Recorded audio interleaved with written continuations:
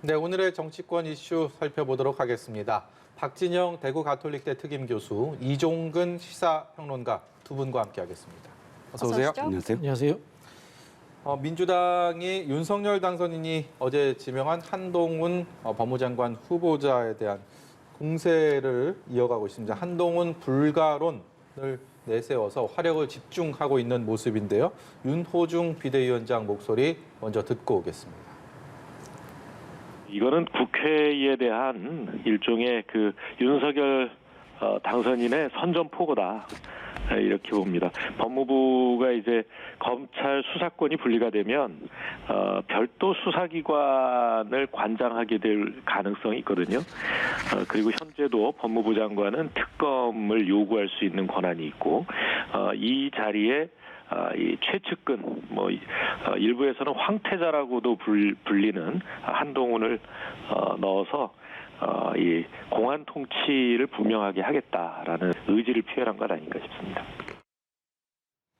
네, 민주당에서 나오는 표현들이 예사롭지가 않습니다. 네. 암덩어리 되기 전에 도려내야 된다는 얘기도 하고 있고요. 그리고 민정수석을 겸하는 왕 장관이 될 것이다라는 공세까지 하고 있습니다.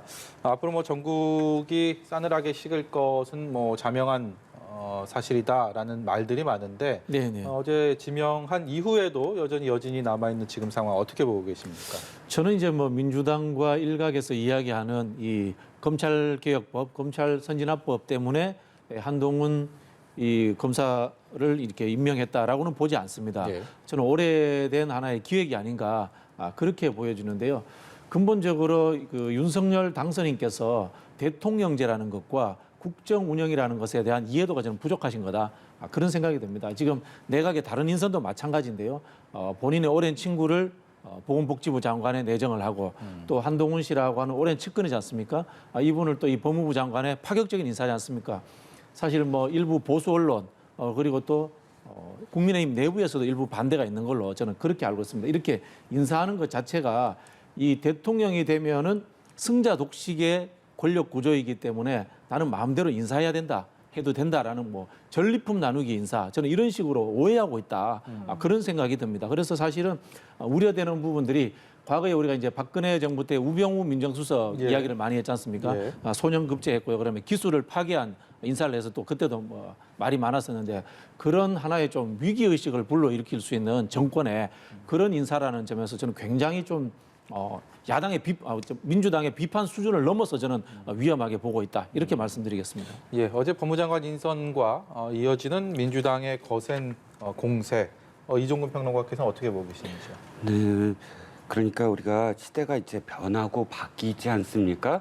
이미 선거가 끝났어요. 선거라는 건 어떤 의미를 갖냐면 이 유권자들이 심판을 해주는 겁니다. 집권하고 있는 세력이 지금까지 잘못했다라고 생각하면 다음 세력에게 표를 찍어주는 것이고 예. 그 결과가 나왔다면 그간 이 집권했던 어떤 세력은 사실 반성하고 다음 정치 세력이 어떻게 하는지를 지켜봐주는 게 도리이거든요. 그런데 지금 한동훈 검사장과 관련돼서 이렇게 험한 말을 쏟아내면서 반대를 하는 건 이해할 수가 없습니다. 이유는 이겁니다. 인사청문회의 7대 원칙이라고 문재인 정부 이야기하고 있죠. 비리, 취업이라든지 병역이라든지 위장전입이라든지 투기라든지 논문이라든지 이런 부분에서 문제가 있다면 지금 국민의힘에서도 한동훈 후보를 비판을 해야 되는 것이고요. 거기에 시대정신까지 이번에 이야기하지 않았습니까? 그럼 한동훈과 관련해서 시대정신이 무엇인지 그것과 관련한 비판도 아니고요.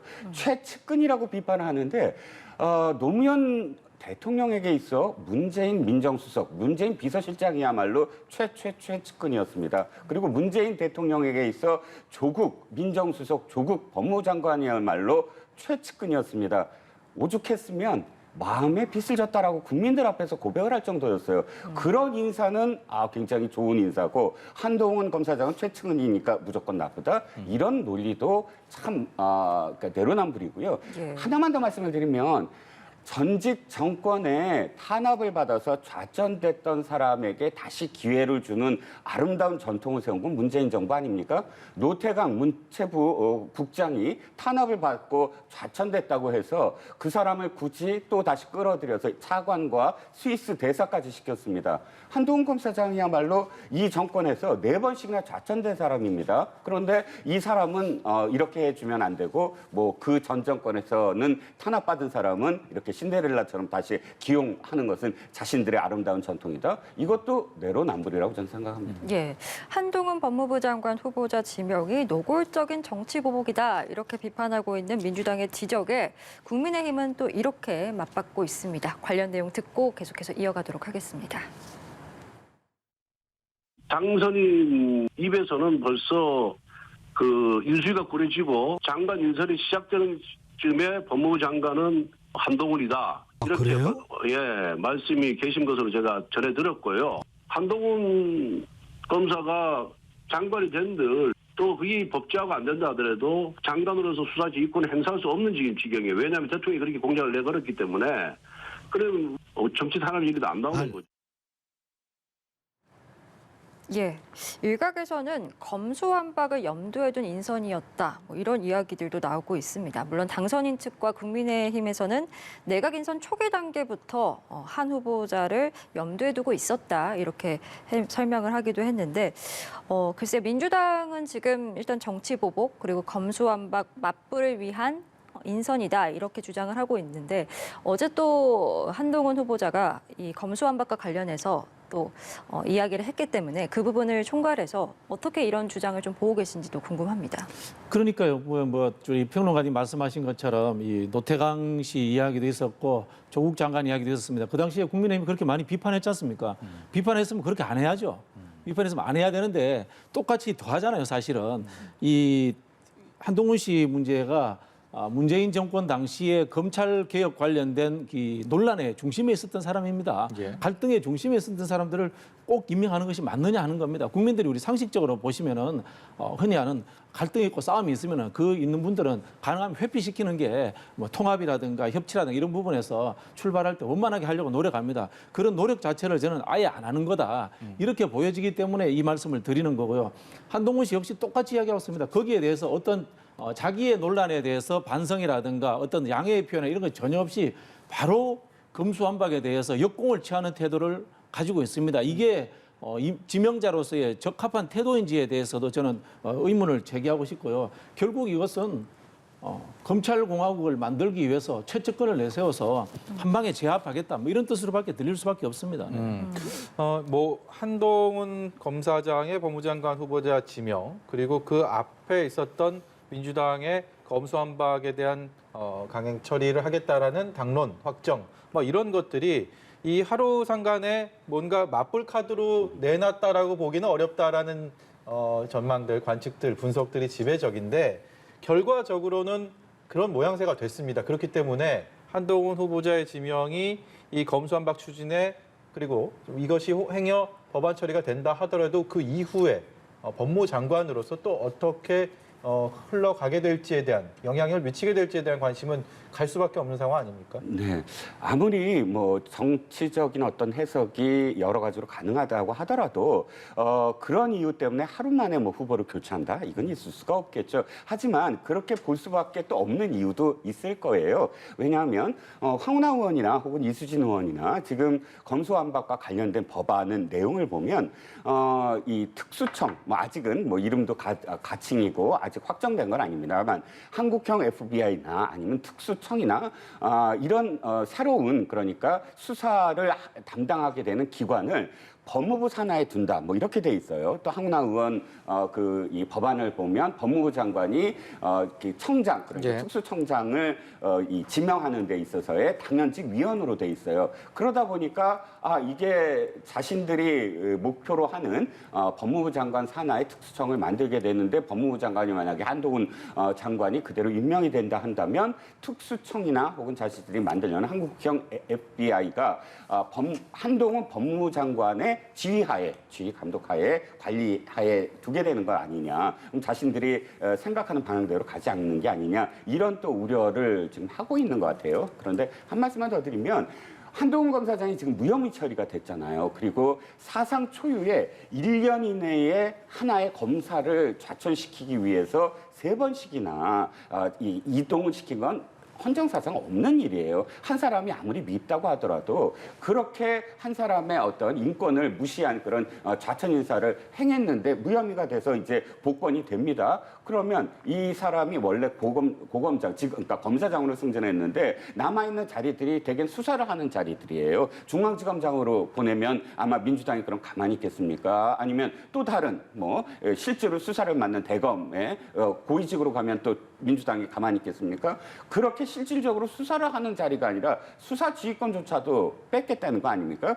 이 법무부 장관에. 그래서 법무부 장관으로서 행정 업무를 맡기겠다 하는 것까지 맡게 된다면 그건 헌법이 보장하는 한 개인의 인권마저도 지금 돌아보지 않겠다라는 그런 처사 아닌가요? 아니 이것도 앞뒤가 너무 안 맞는 게요. 좌천을 좀 당했고 인사상 불이익을 당했다 해서 장관시켜줄 것 같으면은 대한민국의 각 부처에서 정권 바뀔 때마다 조금 불이익 당하면 다 장관시켜줘야 됩니까? 이거 앞뒤가 안 맞는 이야기예요. 그리고 이제 지휘권 문제도 지금 민주당은 지휘권을 박탈하자는 이야기를 하고 있지 않습니다. 수사 지휘권 문제에서 그런 부분이 있다는 말씀을 드리고 싶고요. 누가 봐도 몇 단계씩 지금 이거 기술을 파괴해가지고 파격적인 인사지 않습니까? 검찰 내부에서도 역시 똑같은 동요가 있을 겁니다. 이런 부분에 있어서 왜 지금 보수 언론에서조차도 일부 부정적인 이야기를 하겠습니까? 그만큼 우려가 된다는 겁니다. 네. 예, 알겠습니다. 기술 파괴는 강금실 법무부 장관도 당시에 기술을 굉장히 많이 파괴를 했었고요. 그리고 아까도 말씀드렸지만 좌천됐다고 해서 다시 끌어올린 인사는 문재인 정부가 더 많았어요. 그리고 또 인사청문회 한 말씀만 드리면 인사청문회에 청문보고서 채택이라는 지금까지의 정치 관행을 34번씩이나 장갑근 인사를 무시하고 그대로 강행한 게 문재인 정부 아닌가요? 그리고 그런 어떤 상황을 만들어 놓고서 이제서야 한 사람이 미우니까 밉다는 이유 하나만으로 무조건 안 된다라고 하면서 한 사람에 대해서 암덩어리다 이렇게 표현하는 건 지나치다는 겁니다. 검언 유착 의혹이라든가 이분이 갖고 있는 몇 가지 의혹들이 증거불충분인 거지 실제로 정황상에 언론에서 캘 만큼의 수준은 충분히 있었거든요. 네. 그런 논란거리가 있었던 사람이라는 말씀을 드리고 싶고요. 문재인 정부 인사에 대해서 앞에서도 제가 말씀드렸지만은 문재인 정부에서도 단계를 뛰어넘는 인사를 했습니다. 그게 윤석열 총장이고 현재 당선인이 된 겁니다. 그 인사가 잘한 게 아니잖아요. 그리고 문재인 정부를 비판해서 문제가 됐다고 생각하시면은 정권이 바뀌고 역사가 진보하는 것처럼 그런 행위를 하지 않아야 되는 것이 진보인데 과거에 당신들도 했으니까 우리 똑같이 할게. 사실은 똑같지도 아닙니다. 더한 수준으로 우린 더 할게 이런 수준으로 하는 게 과연 정치 발전을 위해서 저는 맞는 이야기인지 질문을 안 할 수가 없어요. 이런 부분들에 대해서. 예, 알겠습니다. 이처럼 검수 완박과 관련해서 여야의 신경전이 이어지고 있는 가운데 김호수 검찰총장은 오늘도 국회를 직접 찾아서 반대 입장을 밝혔습니다.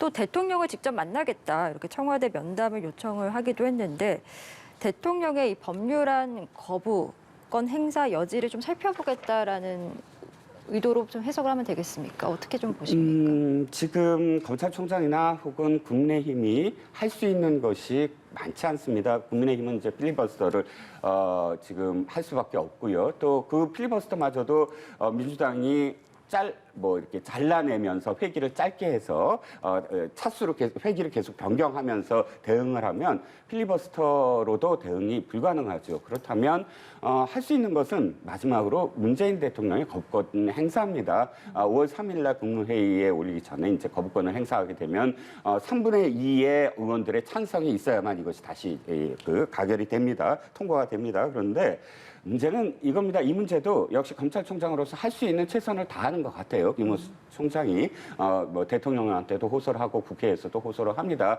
이게 대국민 여론전이라고 할 수가 있겠고요. 똑같은 말씀으로 다시 드리면 지금 민변이나 혹은 참여연대마저도 검찰 개혁의 뜻은 이해가 가지만 그럼에도 불구하고 정권 교체기에 이렇게 무리하게 추진하는 것은 반대다 하고 이야기를 하고 있습니다. 그러면 민변이나 참여연대도 반대하는 검수완박을 왜 선거에서 진 정당이 정권 교체 한 달도 안 남겨놓고 이렇게 무리하게 할 것인가? 그 이유는 한 가지밖에 지금 드러나 있는 게 없지 않습니까? 바로 전직 대통령이 되는 문재인 대통령을 향한 수사라든지 혹은 이재명 후보에 대한 어떤 수사라든지 그런 수사들을 제대로 못하게 하겠다. 검찰로부터 이 수사 권한을 뺏겠다. 이렇게 해석하지 않고서는 이 역시 헌정사상 처음 있는 일이라는 겁니다. 예. 선거에 패배한 정당이 한 달 남겨놓고 무리한 입법 추진을 하는 것입니다. 네. 그 부분은 윤석열 당선인과 인수위가 대한민국의 상권 분립에 대한 기본적 이해 수준이 떨어진다고 봅니다. 대통령 선거에서 이겨서 자기들이 정책을 펴는 것과 국회의 다수당이 입법을 하는 것은 다른 별개의 문제입니다. 대의민주주의 구조가 다른 겁니다. 그런 부분에서 당장 하루가 남은 임기가 남았더라도 예. 할 수 있는 일이다. 저는 그 말씀을 드리고 싶고요. 이제까지 우리가 이제 검찰의 행태에 대해서 이야기하지 않을 수 없는데요. 노무현 대통령의 이 죽음에 이르는 과정이라든가 이런 부분에서 검찰이 했던 행태가 정상적인 수사라고 볼 수 없는 것들이 있었기 때문에 거기에 대해서 지금 마지막에 최소한의 안전장치라도 하는 것이 저는 맞다고 봅니다. 이거 참여연대나 민변하고는 또 다른 개념의 접근입니다. 우리가 흔히 하는 이 정치권의 영역의 문제가 정치인들의 보호다 이런 식으로만 단순하게 생각하는데요. 정치인이라는 사람들은 국민에 의해서 선출된 민주주의의 대표자들입니다. 예. 민주주의의 구조와 제도의 문제를 위협할 수 있는 요소가 있기 때문에 여기에 대해서 제어 장치를 하자 그런 이야기를 하는 거고요. 네. 그 상황이 지금 현재 국회 상황에서 말씀드린 것처럼 현재 하지 않으면 언제 또 위기 상황이 올 수 있다는 위기 의식이기 때문에 저는 당연히 하는 거다. 그렇게 국민들도 좀 이해를 해주셨으면 좋겠어요. 예, 저도 저희가 짧게 한 말씀만 더 드리면 저는 그러니까 사법제도를 모른다 이런 식의 말씀은 좀 지나치다고 생각을 하고요. 같은 수준으로 제가 말씀을 드리면 민주당은 앞으로 그러면 김대중 대통령의 사진을 당사에서 떼어라라고 말씀을 드리고 싶어요. 왜 말씀을 드리냐면 김대중 대통령이 소수당일 때 평화민주당이라든지 이런 총재 시절에 바로 소수당이 목소리를 높일 수 있고 함께 다수당과 함께 조화롭게 정치를 할 수 있도록 하자라고 주장해서 법사위원장을 야당에 주고 또 지금까지 안건조정위원회 같은 그런 전통이 왜 남아있냐면 소수당의 의견을 들어서 하자라는 그런 전통 때문입니다. 그런데 지금 이게 민주주의입니까? 아까 그런 가부동수로 만들어서 주요 쟁점 법안을 시간을 두고 수기 기간을 갖자라는 취지로 안건조정위원회에 그 기간을 만들었는데 이런 식으로 자신의 어떤 그런 이 국회의원들을 다 이 무소속으로 만든 다음에 이 주요 쟁점 법안이 있을 때 무소속이니까 야당이다 하고 끌어들여서 이 안건조정위원회를 이렇게 무산시키는 꼼수를 계속 네. 펴나간다. 이것은 김대중 대통령의 지금까지 민주주의의 철학과는 전혀 위배된다는 거죠. 이 역사와 상황을 똑같이 적용하면 안 되는 게요. YS 대통령이 총재로 있던 한나라당 시절의 이야기와 윤석열 검찰총장이 대통령이 당선이 된 지금 상황과 똑같이 비교하면 안 됩니다. 예, 제가 좀 중재를 해야 되겠습니다. 말씀 중에도 집무실 이전을 넘으니까 검수완박이다라는 저희 자막을 통해서 계속 전해드리고 있었는데 정권 교체기에 맞은 이 4월 국회에서 검수완박이 가지고 있는 여야의 또 대치 국면, 급랭하는 정국을 두 분의 이 격앙된 목소리가 그대로 보여준 게 아닌가라는 생각이 들고요. 더 얘기를 해도 뭐 결론에 이르기가 어려운 상황이기 때문에 주제를 좀 넘겨보도록 하겠습니다. 한덕수 국무총리 후보자 오늘 출근길에 내각 관련된 인선에 관련된 기자들의 질문이 쏟아졌는데 역시 관심사는 안철수 인수위원장이었습니다. 직접 들어보시겠습니다. 공동 운영이라는 그 원칙만을 고수하기는 어려운 때가 있다는 그러한 그 현실을 조금 이해해 주셨으면 감사하겠습니다. 국정을 담당하는 이러한 책임 있는 그러한 자리를 논의하고 선정할 때마다 안철수 대표님과의 통합이라는 그러한 그 기본적인 그 정신을 항상 생각하고 논의를 하도록 하겠습니다. 안철수 인수위원장 오늘 일정을 전격 취소하고 인수위 사무실에도 모습을 드러내지 않았습니다. 안철수계가 내각 인선에서 제외된 것을 두고 좀 불만의 메시지를 내는 것이 아니냐 이런 해석들이 좀 나오고 있는 상황인데 방금 들으신 것처럼 한덕수 국무총리 후보자가 공동 운영이라는 원칙만 고수하기는 어려울 때가 있다 이렇게 한 발언을 두고 사실상 안철수계 배제를 인정한 것이 아니냐 뭐 이런 해석도 나오는 것 같습니다. 네, 뭐 표현의 문제가 아니라 어쨌든 오늘 2명의 그 후보자까지 포함을 해서 18명 중에 안철수계라고 특별하게 이야기할 수 있는 그런 후보자가 없어 보입니다. 결과가 그렇게 나오는 것이고요. 문제는 이겁니다. 이 과정, 그러니까 인선을 하는 어떤 과정 속에서 서로 간에 소통이 충분히 있었어야 됐다. 즉, 앞서 인수위 간사였던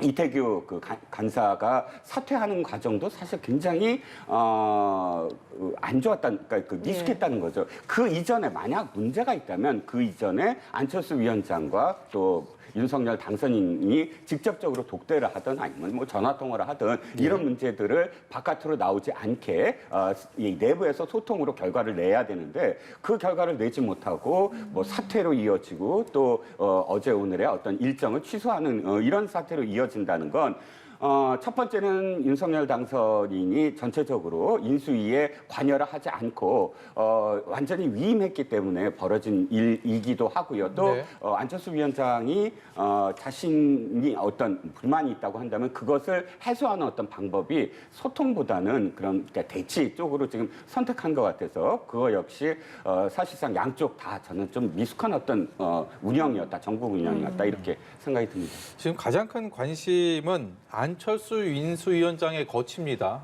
지금 고심에 드러난 것 아니냐라는 평가가 지배적인데 왜냐하면 안철수 후보 측에서는 안철수 위원장 측에서는 2차 내각 인선 명단 보고조차 안 됐다. 그리고 정상이 아닌 상황이다라고 어제 이미 밝혔습니다. 그리고 안철수 위원장은 오늘 일정을 다 취소한 상황. 그리고 여기에 대해서 오늘 취재진의 질문이 이어졌는데 윤석열 당선인이 이 패싱 관련된 질문에서 이해가 안 된다. 상황 충분히 설명을 했다. 너무나 이 얘기들이 배치가 되기 때문에 선택의 순간이 임박하지 않았느냐라는 관측을 할 수밖에 없는 것 같습니다. 생각이 듭니다. 이 혹자들이 이제 농담하듯이 이제 안철수 위원장님 손가락을 걱정해야 될 시기가 오지 않았나 뭐 그런 이야기 합니다만은 제가 앞에서 말씀드린 것처럼 윤석열 정권의 대통령제에 대한 이해도 자체가 그런 방식인 것 같아요. 선거에서 이겼으니까 내 마음대로 해도 된다라는 식의 승자독식의 논리가 저는 작동하고 있는 것이다. 그런 생각이 들고요.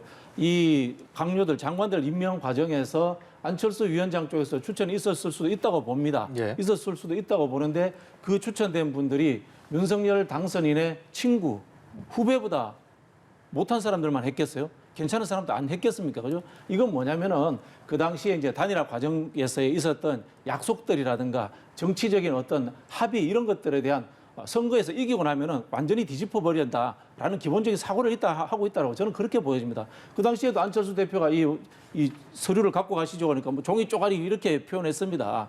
그만큼 이 대통령이라는 자리 자체를 독식할 수 있고 당선해서 이기면은 내 뜻대로 움직인다라는 사고가 있기 때문에 저는 안철수 위원장을 배제하는 것도 아마 그 사고의 연장선 속에서 만들어지는 결과물이다 이렇게 보여집니다. 어찌됐든 간에 지금 뭐 정상적인 상황으로 흘러가고 있는 것 같지는 않은 느낌을 지울 수가 없습니다. 어떤 결론으로 어떤 매듭을 짓게 될지 지금 추측하기도 쉽지가 않은데 이종근 평론가께서는 어떻게 보세요? 그런데 문제는 지금의 단계가 되돌아갈 수 있는 단계냐라는 겁니다. 인수위원장을 맡기 전이나 혹은 뭐 초기도 아니고 인수위원장을 맡아서 이제 한 달도 안 남았습니다. 예. 마무리 단계에 와 있고요. 합당 과정도 제가 취재한 바에 의하면 지방선거 공천까지 포함을 해서 전혀 이견 없이 발표 직전만 남아있다. 예. 거의 모든 것들을 다 합의를 이뤘다라는 상황입니다. 이런 상황에서 갑작스럽게 예를 들어서 안철수 위원장직을 사퇴를 하고 합당도 무산이 되고 지방 공천에서 다시 경쟁을 하는 그런 관계가 된다고 한다면 양쪽의 상처가 너무 크다라고 판단할 수밖에 없거든요. 그러면 앞으로 남아있는 인선도 충분히 고려될 수 있는 부분들, 예를 들어 청와대라든지 혹은 차관 인사라든지 각 그 청장급 인사, 그러니까 차관급 인사들도 많고요. 우리가 신뢰가 있다고 한다면 지금 당장 18명 안에 들어가냐 안 들어가냐 보다 더 중요한 그런 과정도 저는 있을 수 있다고 생각을 하거든요. 그래서 만약에 이것이 되돌아갈 수 없는 수로 가려면 이태규 간사가 당시에 그 이태규 의원이 사퇴하는 것보다는 그 당시 안철수 위원장이 먼저 무슨 의미가 이 표현을 했어야 됐을 텐데 지금 상황은 이태규 의원이 사퇴하는 것으로서 양측이 일단은 다시 이 설득을 하고 조정을 하는 그런 단계로 돌입하지 않을까라는 전망도 할 수가 있겠습니다. 예, 말씀해주신 것처럼 만약에 이 합당 파기까지 가게 된다라고 했을 때 이제 가장 걱정되는 부분은 6일 지방선거에 어떤 영향을 미칠 것인가, 이제 악영향을 줄 수 있지 않을까 하는 우려 때문 아니겠습니까? 그런 부분에 대해서도 좀 어떻게 전망하시는지 궁금하고 어떻게 좀 봉합을 해야 된다라고 보시는지.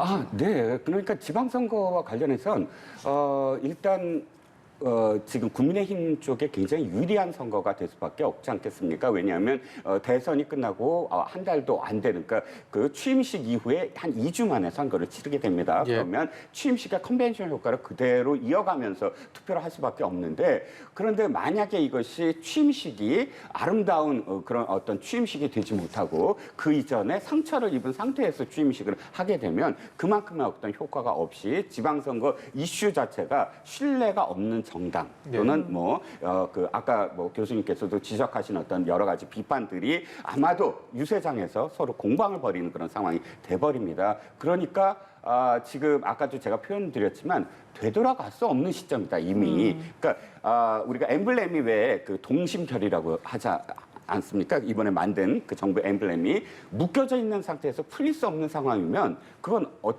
되돌릴 수 없는 상황이 돼버리는 거예요. 그래서 지금은 저는 묶여 있는 상황이다. 서로 또 한 발짝 뒤로 물러나서 서로 설득하고 또 양보하는 그런 과정이 앞으로도 저는 남아 있을 수 있다고 생각합니다. 일련의 오늘 얘기 나눴던 그런 주제들 여야 전국에는 정말 큰 영향을 미칠 수밖에 없는데, 특히 지방선거가 목전에 와 있기 때문에 어떻게 작용할지 이 계산기를 두드리지 않을 수가 없는 것 같습니다. 어떻게 보십니까? 글쎄요, 지방선거도 걱정을 해야 됩니다만 가장 큰 걱정은 안철수 위원장이 지금 인수위원장입니다. 인수위원장이 무슨 일을 하냐면요. 윤석열 정부 5년 동안에 국정과제를 선정을 하고 목표를 잡습니다. 그런데 지금 안철수 위원장의 심리 상태가 저런 상황이면은 이 국정과제 선정이나 이런 일들이 제대로 손에 잡히겠습니까? 저는 윤석열 정부의 이 시작도 하기 전에 이 독선적인 모습 때문에 최소한의 안정적인 요소도 흐트러진 상황에서 정권이 출범하는 상황이다. 이런 생각이 듭니다. 이게 지방선거에서 민주당 입장에서 유리하다 이런 이야기는 할 수 있습니다만은 과연 이게 대한민국 호를 5년 끌고 가는 차원에서 정말 이게 참 좋은 일인가 크게 우려가 됩니다. 저는 윤석열 당선인이 빨리 본인의 스타일이라든가 이 국정에 대한 방식을 이해도를 바꾸어 가지고 안철수 위원장도 포용하고 좀 더 가서는 민주당 내에서 일부라도 좀 포용해서 그런 국정 운영에 책임감 있는 자세로 바뀌는 게 중요하다. 그런 생각이 듭니다. 예, 지방선거 얘기로 좀 넘어가 보도록 하겠습니다. 지금 대부분의 지역들이 후보자가 확정됐거나 아니면 경선에 나설 예비 후보들이 경합을 벌이고 있는 상황들인데 민주당의 서울시장 후보는 오리무중입니다. 이미 송영길 전 대표가 출사표를 던졌지만 전략공천 지역으로 전환하면서 단수공천으로 이미 출마가 확정된 오세훈 시장 같은 경우는 이제 상대가 누가 될지 생각을 할 수밖에 없는데 여러 인물들이 오르내립니다. 현실적으로 가능할지 또 어떻게 낙점이 되게 될지 관심이 많이 갑니다. 개인적인 생각입니다만은 정치를 하고 싶은 사람이 해야 됩니다. 하고 싶은 사람이 잘합니다. 우리 평론가님도 그런 비판했습니다. 문재인 대통령 비판하실 때 크게 권력 의지가 없는 분이셨다 이런 이야기하는데 정치는 결국은 자기의 권력 욕구가 있는 분이 목표를 가지고 세상을 변화시키는 거거든요. 그런 측면에서 저는 억지로 출마 의지가 없는 사람들을 설득해가는 과정이 과연 이게 합리적일까라는 그런 생각을 해봅니다. 시간도 별로 많이 없죠. 그렇죠. 그래서 지금 민주당 지도부가 하는 이 모습들은 지금 이미 송영길 전 대표에 대해서 비판에 내용들은 충분히 나왔고 경선의 흐름과 판이 나름대로 짜졌습니다. 송영길, 박주민, 뭐 정봉주, 김진애 나름 뭐 쟁쟁한 후보들이 짜져 있는 상황이거든요. 이런 상황에서 전략으로 다시 되돌렸다고 하는 것은 저는 조금 이해가 안 됩니다. 차라리 합리적이라면 여기에 뭐 추가 등록 기간을 줘서 뭐 박영선 후보라든가 그나마 조금 의지가 있는 분들을 설득해서 추가로 참여시키는 것이 맞지 전면적으로 재검토하는 상황으로 가는 것은 지금 전략적 상황에서 현재 나와 있던 사람들에 대한 경쟁력이 없다라고 자인하는 하나의 그 상황도 만들어지고요. 그런 부분에서 좀 적절치 못하지 않나 그런 생각입니다. 이낙연 전 대표나 정세균 전 총리가 후보군으로 거론되는 상황은 어떻게 보고 계십니까? 결국은 여론조사입니다. 오세훈 현 시장과 여론조사에서 누가 잘 나오느냐에 따라서 전략적 판단이 이루어지는데요. 제가 오늘 본 언론에 의하면은 거의 다 대동소이하게 나오는 걸로 그렇게 알고 있습니다. 예. 네. 이종근 평론가께서는 지금 민주당의 이런 상황들 좀 어떻게 보시는지요? 그러니까 지금 교수님께서 말씀하셨듯이 여론조사를 보면 누구를 대표도 똑같이 나와요. 뭐 이낙연 전 대표나 혹은 또 지금 얘기가 되고 있는 송영길 전 시장이나 전 대표나 또 뭐 박영선 씨나 혹은 누구를 대표도 똑같다는 건 그만큼 이 민주당 후보를 바라보는 유권자들이 예. 똑같다는 거예요. 누구의 어떤 인물 차이를 두지 않는다는 거예요. 이게 민주당의 비극인데 송영길 전 대표의 출사표부터 잘못됐다. 이렇게 표현하시더군요. 아니 지더라도 어쨌든 내가 희생을 하는 거다. 이렇게 표현하는 게 아니라 나야말로 오성시장을 이길 수 있다라고 긍정적으로 보이면서 나의 어떤 비전을 이야기해야 이끌 수 있는 어떤 선거가 되는데 예. 나오면서부터 나는 희생을 하는 것이다. 이렇게 표현해버리면 이미 패배를 전제로 한 그런 어떤 뭐 경선이 돼버립니다. 다른 분들 역시 그렇게 영향이 미쳐질 수밖에 없거든요. 예. 저는 민주당이 굉장히 그런 그 뜨거운 전통을 갖고 있어요. 누구든지 목소리를 높이고 초선이어도 당당하게 자신의 어떤 그런 그 인정을 받기 위해서 투쟁을 하는 그런 정당이었는데 어쩌다 이렇게 서울시장이라는 중요한 자리를 놓고 서로 미루고 서로 자신 없어하고 패배를 전제로 하는 분위기 속에서 경선을 치르려고 하는지 또는 전략공천 얘기가 나오는지 빨리 민주당다운 어떤 모습을 좀 회복했으면 하는 바람입니다. 예, 알겠습니다. 저희 오늘 두 분 말씀은 여기까지 듣도록 하겠습니다. 박진영 대구가톨릭대 특임교수, 이종근 시사평론가와 함께했습니다. 오늘 말씀 고맙습니다. 고맙습니다.